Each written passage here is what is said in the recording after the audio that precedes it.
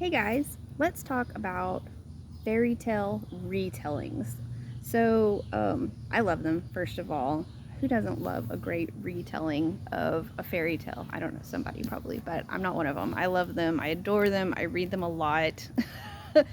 I think when I was younger, probably the first contemporary retelling of a fairy tale that I ever read was Beastly by Alex Flynn, which Alex Flynn's written several, so a lot of you have probably read some. Those are contemporary retellings. Love those. I also have found a few sci-fi retellings. Also a big fan. Those are great fun. Marissa Meyer did a whole series about that. The first one's called Cinder, I think. Great. Lots of fun. Rapunzel in space, stuff like that. It's a lot of fun.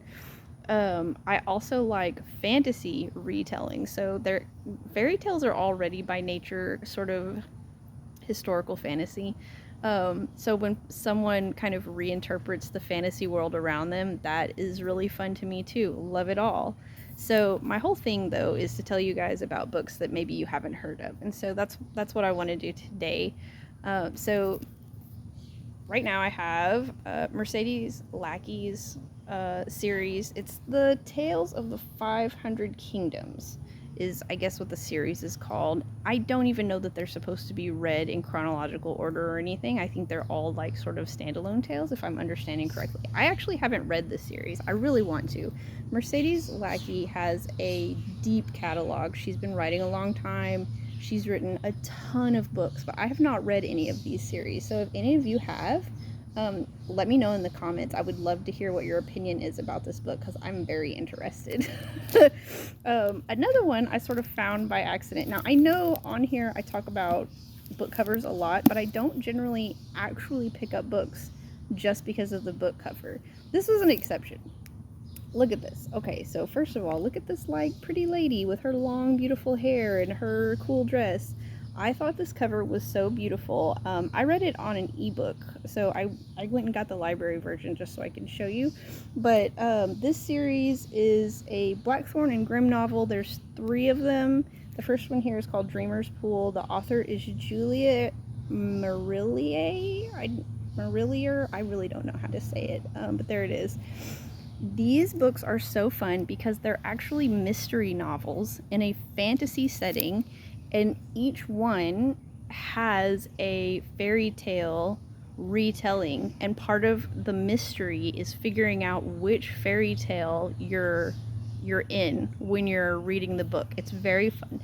And I gotta tell you, the first book, Dreamer's Pool, it was not immediately obvious, and you kind of have to really know your fairy tales to know which one they're experiencing.